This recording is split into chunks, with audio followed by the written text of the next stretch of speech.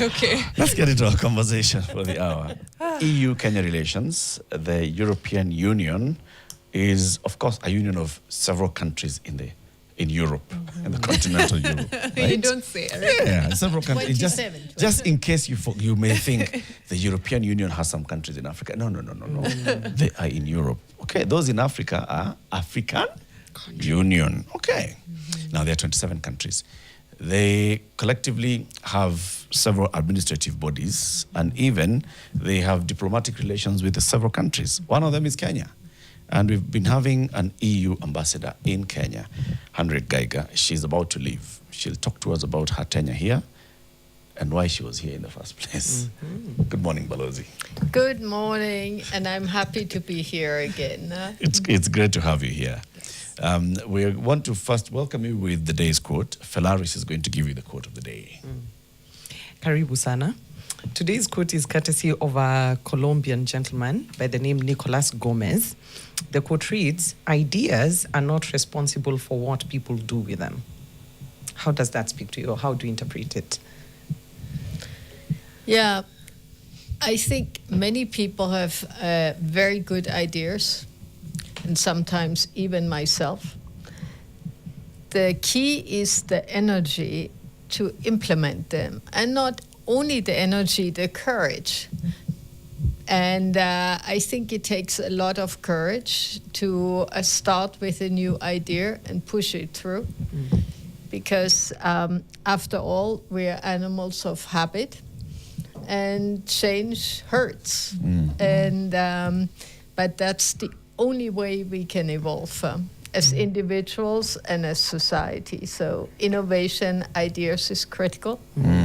And for me, that is also a sign of young people, because a young population is innovative, creative. Older people, they want to do their thing. And that brings me to Europe. Europe is an old society. So average age is like 50, I think 49 or so. Here is 19. That's a huge, huge difference. But that speaks also to the complementarity of what we can be if we work together. Actually, not if, we are already working together. If we continue working together, right? This idea of the EU, how was it born? And the courage of the people bringing them together. I mean, these are countries that have fought wars, people who have crossed over into each other, invaded each other for years, fought and sought to destroy one another. And then there's an idea of, let's actually work together. How was that idea born?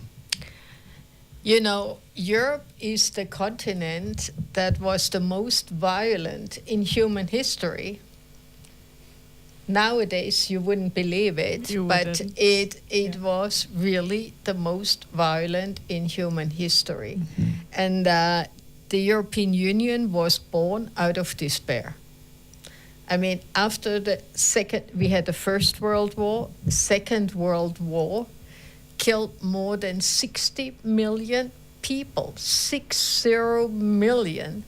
And whoever was still standing was barely alive. So big hunger, no jobs, no houses, everything destroyed.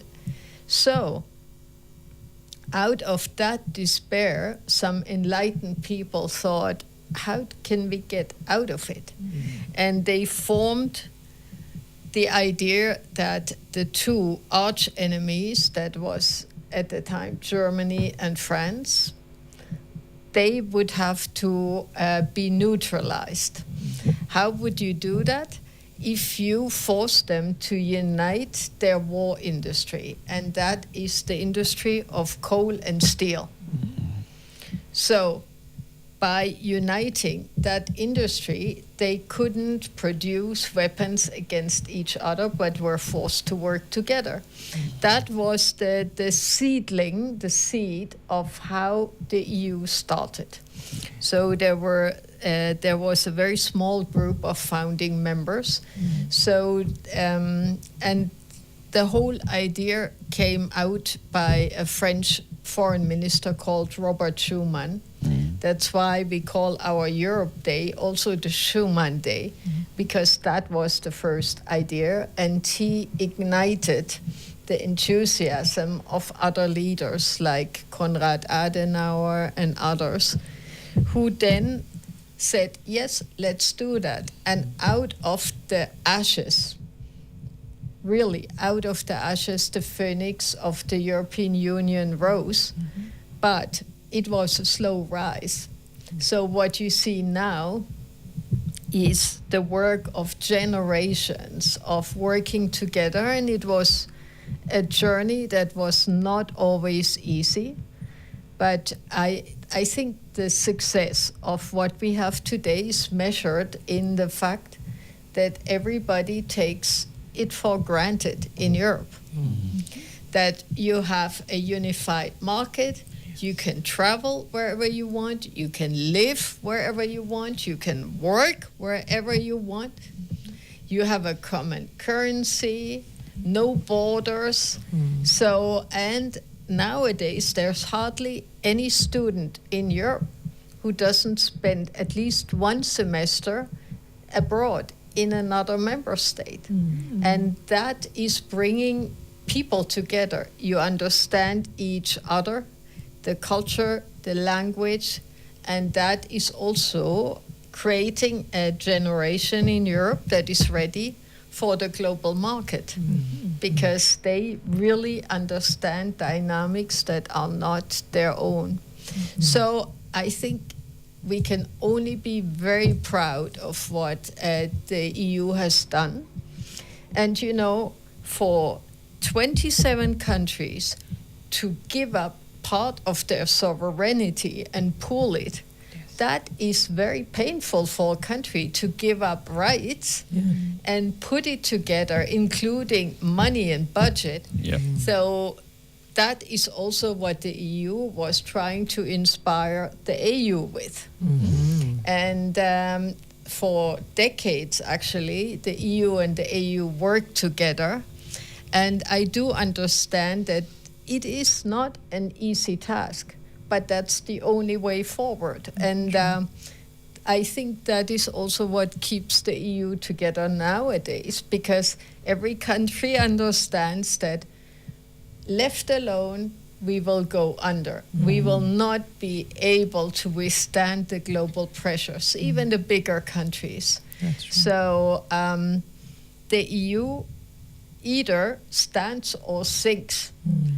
But it's clear that the challenges of today can only be tackled jointly. And my dream is that one day the AU will be like that the African continent unites. And you know, in the EU, it started with economic integration, because this is what brings immediate benefits to people. That is what people understand. And then political integration comes later, because when you integrate the markets, you have to harmonize your economic decisions, the policy framework, and then automatically other things start to harmonize. And I think if Africa can unite, it will be the greatest continent on earth.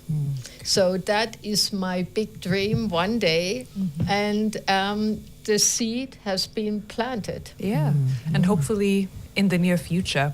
I think setting that context is incredibly important, because we think of the EU as a bloc born of convenience, but it's truly of inconvenience when you think about it. It's the other way around. And when you said, understanding that together, you work well, if you're separate, you sink, makes perfect sense. Maybe the Brits didn't agree, but they are already remorseful. Yeah, very true. But I'm looking at the level of economic partnership and political and everything in between. What kind of governs the European Union? Who is the overarching? The decision maker. Yeah. There's an EU president, but what power does that really hold? Because every country is sovereign, but they've, like you said, donated a bit of their sovereignty. How does that work? A bit much. If you ask some countries. So the EU, many people were joking, where's the phone number for the EU? And it's true, in What's the country code for the EU? office, I have 4 photos. Here you have one president in every office, and I have 4 next to each other. Okay. That I have to undust every morning. So you have the president of the European Council. That is the legislative body. That's where the leaders meet and take decisions. Then you have the president of the European Commission, and she is the head of the executive.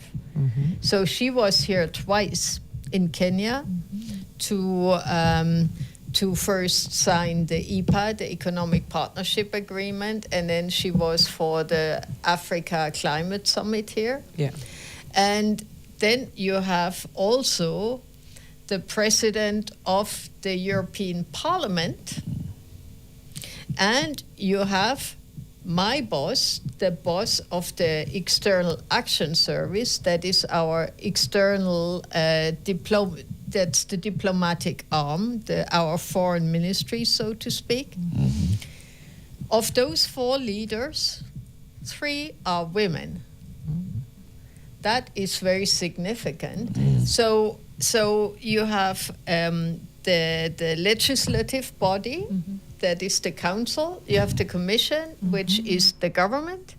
You have the European Parliament, which is the parliament. And then you have the foreign ministry, and so that is how it works. And when I talk about the legislative body, the council, you have working groups of all member states in every single area. For example, you have an Africa working group, and they were visiting just a little while ago here in Kenya. And they are made up of one representative from each member state. And they together are the decision-making body for the EU's Africa policy. They then report to the higher levels, so it goes to the foreign ministers, and from the foreign ministers to the head of state. So the day-to-day is really decided in a very democratic way. And I started my career in this council, so I know how arduous the decision-making is if you have 27 around the table and everybody has a different opinion and you try to agree. So many people say, oh, the EU is so slow. But I prefer slow than shooting from the hip.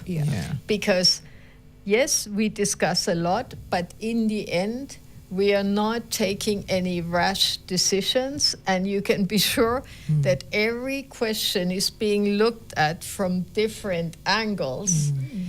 But once, for example, a decision is taken, and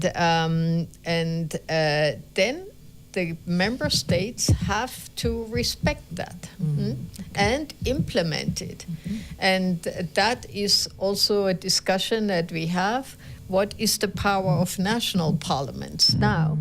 Because the decisions of the EU, they supersede national decisions. So we are integrating, and I'm very happy that I could contribute for more than 30 years to that. And I have seen great leaps and bounds. And we have seen so many crises, and we have weathered them always with making a leap to the front. And I hope this is going to continue like that. It's such a complex structure, because I'm really even trying to think about it now if applied within the African Union, and seeing just how far we are from actually having one consensus around the setup of such a structure, and how much it would take for all member states of Africa to cede some of their power to this it feels like a far-fetched dream.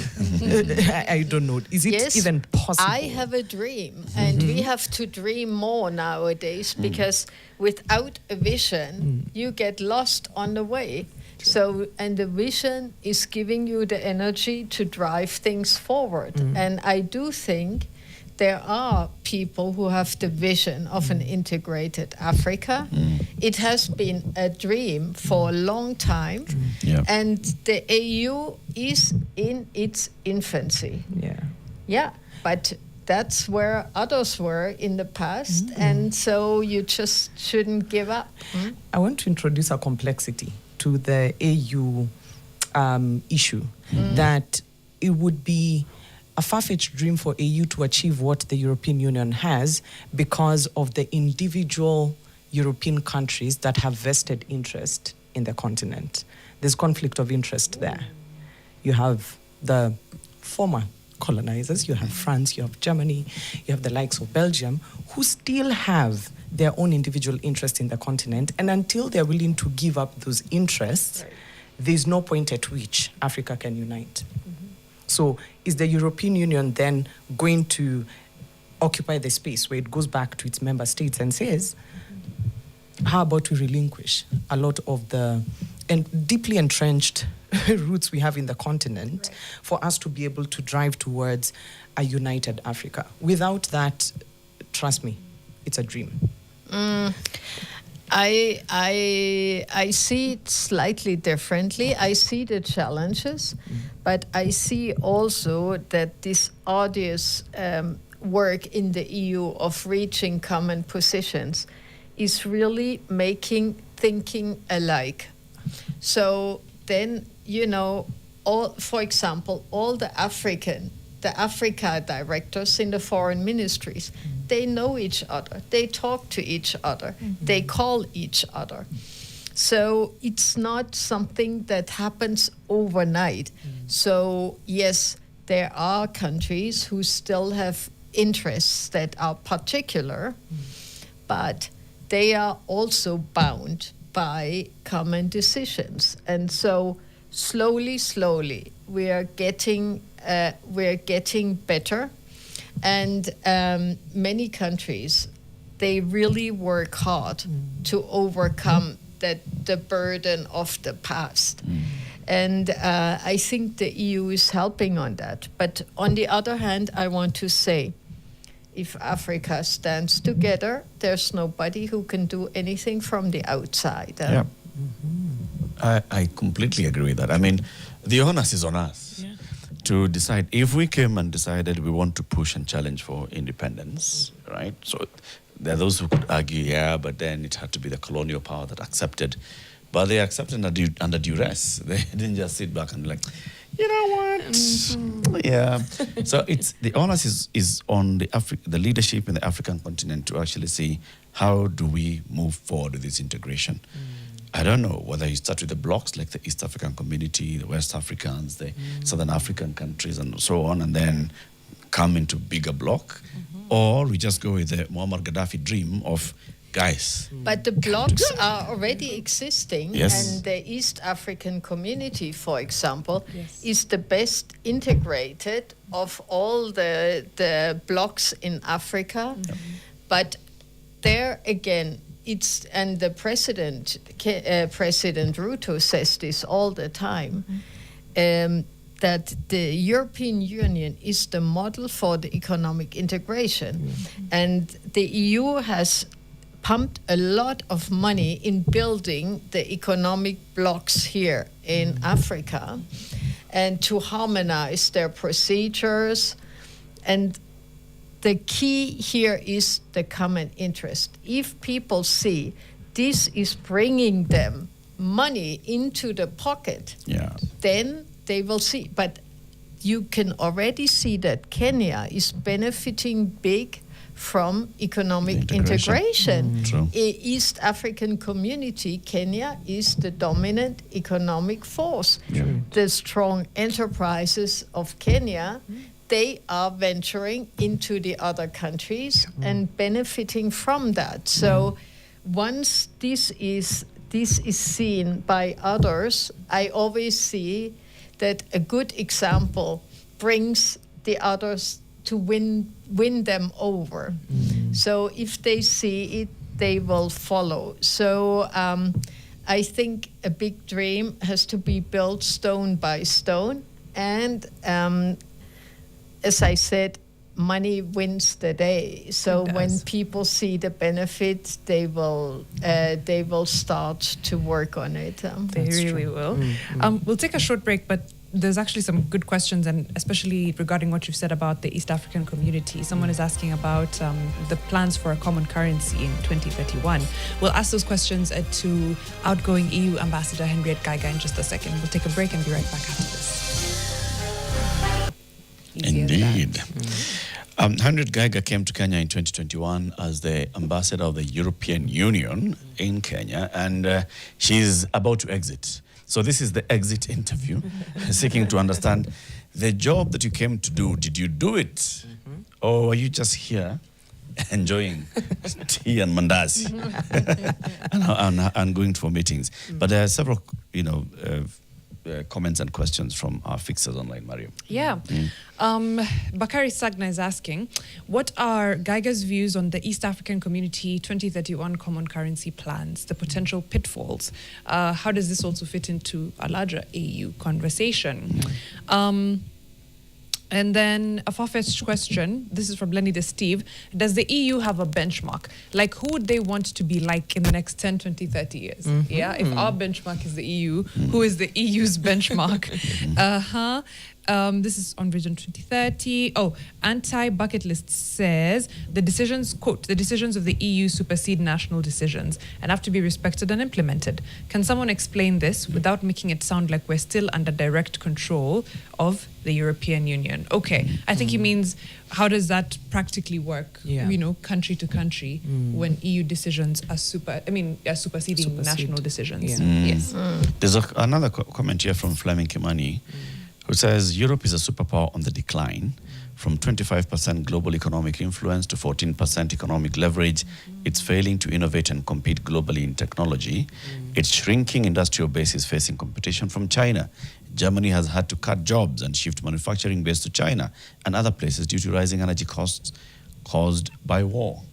So as you look at 10, 20 years from today, are you looking at a declining and shrinking economy EU. as well? Yeah.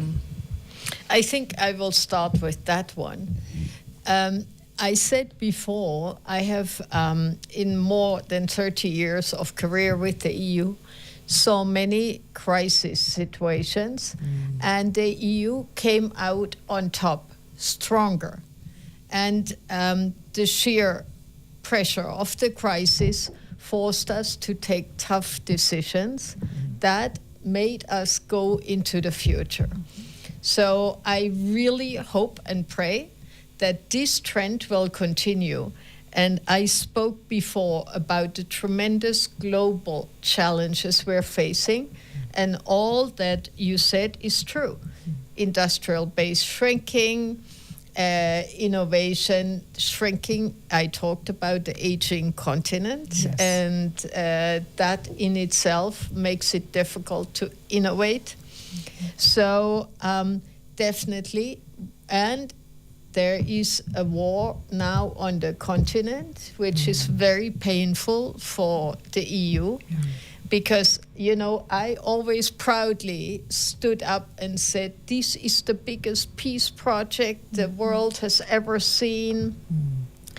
And now we have a war again, and the EU is involved, especially in terms of monetary support, and that is felt by the population.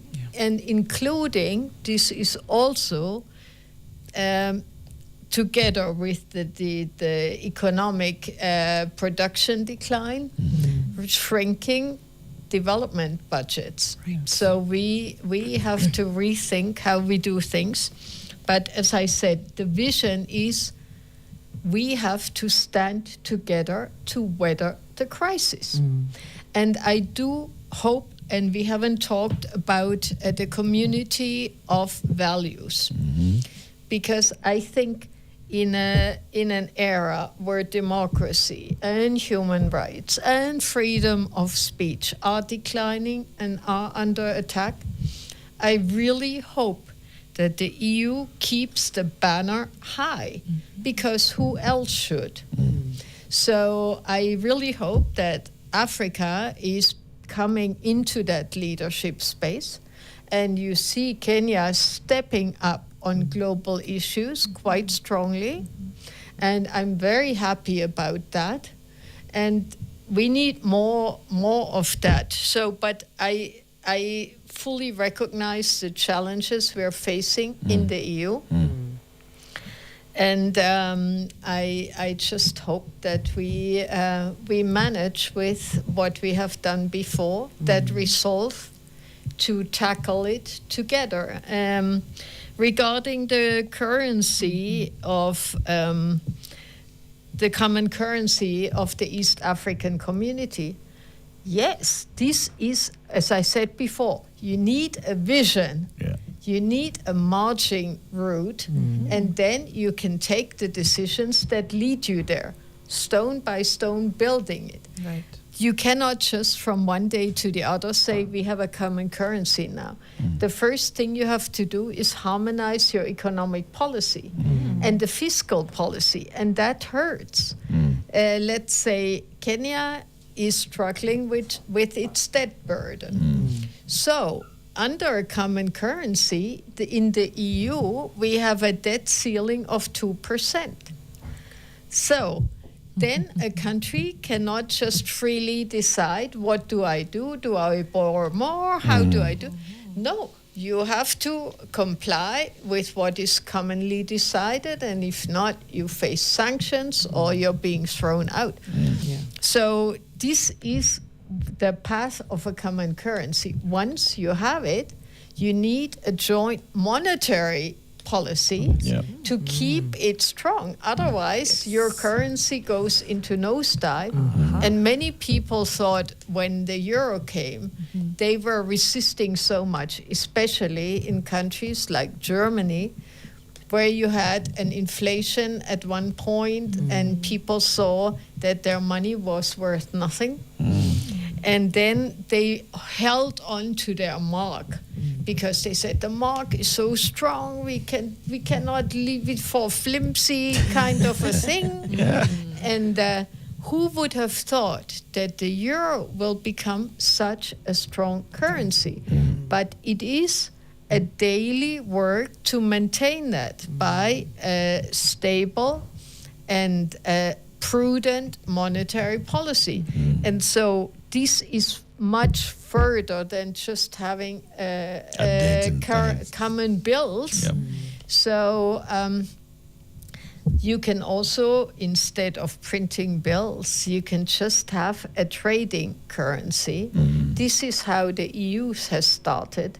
We had a trading currency that made it easy for the companies to do transactions, and that builds in a soft way into it, because you need the population also to accept confidence. it. It must get the confidence. The question about where the EU sees itself 20, 30 years from now, let's end with that. And as you talk about what you've also achieved and all, we get there. Kenya-EU relations, right? For a long time, and we had the conversation here with the outgoing French ambassador. And they talked about, for a long time, the European countries were the ones that are coming, giving us money and dictating what we do with our money. And, talking about democracy. There's been an insistence that now we approach each other as partners. So in your last 5 years as the EU ambassador to Kenya, how much have you entrenched and embraced partnership, viewing Kenya as equal partner, as a development partner, not as a donor country? I leave that judgment to you and the Kenyan population to see how my tenure was perceived and the position of the EU. I think we moved from a pure development partner in the past. We were seen as a donor, giving money for that project, this project, to a comprehensive partner. We have been here for 50 years. This year, we celebrate 50 years. And we developed very much the economic and political partnership. And that is built on joint challenges and opportunities to create that win-win. So I think the most easy example of that is the economic partnership agreement we agreed upon.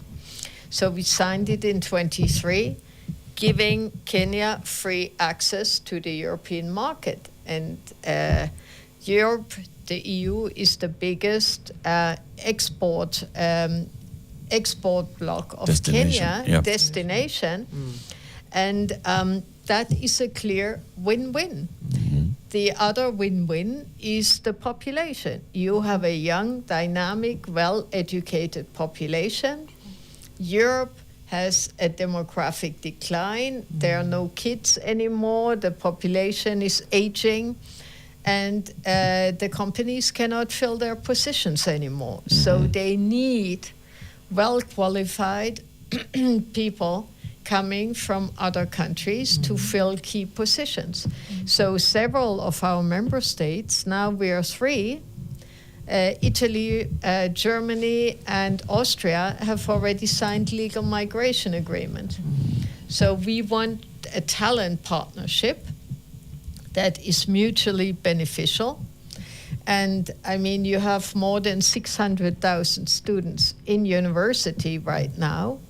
So I think the brain drain is not an issue here because you have so many young people coming up and wanting to get posts. Every year, 1 million Kenyans are coming into the job market, and a maximum of 200,000 find a job. So 800,000 are left standing in the rain every year. What does that do to a country? So I'm not saying that the EU will resolve that, but we can help easing the pressure. And when the president was in Brussels right now, I accompanied him there. We talked about an adequacy decision of the EU, which should be decided shortly by our member states, that makes a certification of the data space of Kenya being equal to the data space of the EU. That means Kenya would be integrated into the EU data-wise, as if you were a member state. And that is creating so many opportunities for business outsourcing. One example, all German hospitals do their billing in Asia right now. If only the German hospitals came to Kenya instead, only that tiny bit would create thousands of jobs here in Kenya. So I hope that by the time next year, we have that decision already implemented. And that will open the floodgates for European companies' investment here. So I do think there are many things that will happen. We also move away from the development aid. Not only because development aid is declining in amounts, but also I think the concept itself was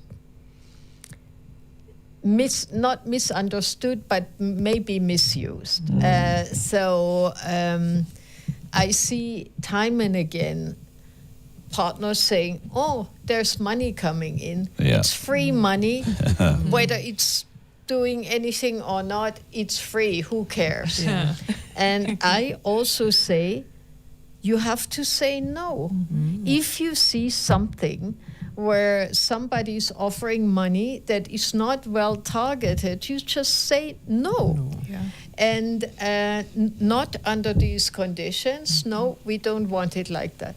Now we are working with a new model called Global Gateway that is putting together grants with loans, soft loans and technical assistance to try to get the most out of the money. Because if you look at, let's say, 20 million euro, how many kilometers of road could that give? Not many. But if you use that to make a guarantee or to reduce the interest rate, this has much more mileage in it. So that is what we're trying to do together as EU, and all member states work together as Team Europe. And this is also something that I think we have achieved over the past 5 years, that the 20 embassies that we have here, member states embassies, work much more closely together to have a better offer jointly to Kenya. So I do think we have moved into a partnership, and we are talking now with the government and our EU leadership on upgrading our relationship, because Kenya has become a very important partner, not only in bilateral terms, but also working together on global challenges. One example, yesterday, President Ruto had a phone conversation with the President of the European Council about a new initiative on global governance and reform of the multilateral system. So Kenya was at the table at the G7. The president was there. He spoke with the world leaders. His voice is being heard. So I do think that the work that we have together in the multilateral space and on global challenges is becoming more and more important in EU-Kenya relations. And that's a very good sign of partnership, of equals. Can Kenya depend on the EU as a bloc to back it matters G7 and multilateral lending reform? Same way France is. I mean, the EU was one of the first blocs who was supporting Africa in getting a seat in the Security Council. But as you understand how the global situation right now is, we are not the ones who are blocking this. And I do think that Security Council will need a major undusting. But for me, I think, and that's the whole idea, that as a world, we have to stand together, because the United Nations was created at the same time as the EU. And out of the understanding of never again should might dictate the world. And this only creates conflict and wars. Now, the way it was conceived in 1940 something, it's clear that this is no longer fit for purpose. But every organization is trying to perpetuate itself in the way it is. So only pressure from the outside can make that push for a substantive and fundamental reform. And without it, the UN will not survive. Nothing will move, nothing will change. You've got a couple of minutes just to wind up this conversation. And we have to ask you about, some of the lighter stuff. No. Absolutely. I'm curious to hear what lighter stuff is. There are many. For now, just go with yours. I have so many, but I'll only ask one. Your fondest memory of Kenya, 5 years. We have beautiful people, beautiful relationships with the good people of Europe and the individual countries. What are you going to miss the most from Kenya? I think the most I will miss is the warmth of the people, the smiles. I mean, in Europe, you see a lot of grouchy faces. It's the weather. The weather, the problems, the coffee not good, and the potholes, and so people are very grouchy. And here you see people smiling no matter what, and the sort of positive attitude is what I will miss a lot. You know, when I go into a shop in Europe and I'm being treated like begging for being served and attended to. Yeah. And here, the welcome, the caribou attitude of the Kenyan people. This is what I will miss a lot. They should bring some of that, I don't know, that warmth. But it comes with the sun, like Eric said. It's the weather. It's the weather. I promise you it's the weather. And, you know, just even thinking about outside of the assignment that you are here doing in capacity of your role, maybe projects that you're leaving behind that are still very strongly attached to, you're still strongly attached to. Oh, I have dozens of those. If you get me going, I will not stop. Okay. One thing that nobody or very few people know is that we have a very, very ambitious project to reform the entire judiciary, the whole justice chain. And we digitized the justice chain. We greened the justice chain. We solarized. I mean, nowadays, you have the different hearings taking place digitally. Yeah. So I was in the remand prison in Nairobi. They can do more than 70 hearings per day from the prison with the different courts. It will take months for them to do this, shipping people to the court. Right. So we were digitizing, we are still digitizing all the land titles in Kenya. We have given GIS labs to all the county governments. And these are game changers. The one thing that is pending is that I want to have a services agreement between EU and Kenya. That our EPA is allowing a deepening into services, eventually an investment agreement. I also wanted to multiply the number of students going with an Erasmus Plus scholarship to the EU every year. So we entered into a partnership with Equity Bank to take the students that can no longer go to the US due to the visa difficulties, to bring them to the EU. I wanted to start a bachelor in European studies at the university here, at one of the universities. All of this is still in the making, and I do hope that it will materialize. It's difficult to leave it all behind, but I'm just handing over to my successor. Okay. I quite like that. We know that question about benchmarking. Who does the EU benchmark, and what do you look forward to? Yeah. Let me ask it in a also slightly different way. What could the EU learn from Kenya? And who does the EU benchmark? The EU has nobody benchmarking as such, but we are looking in every area at best practices, so that can come from any country, from any continent. So we are always fishing for the best practice. So what could you learn from Kenya?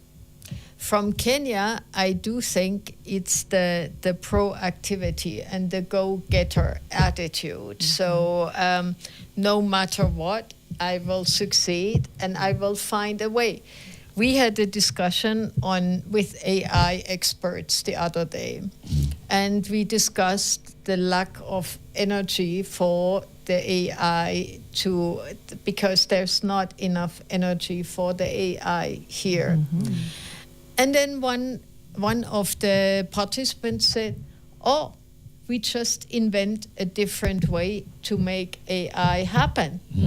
Less energy. That is the spirit, huh?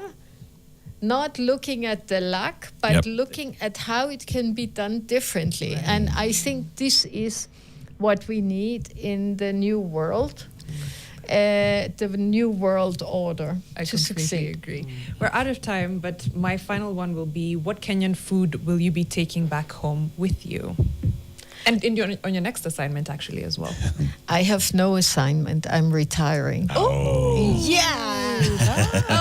Congratulations. Congratulations. Well done.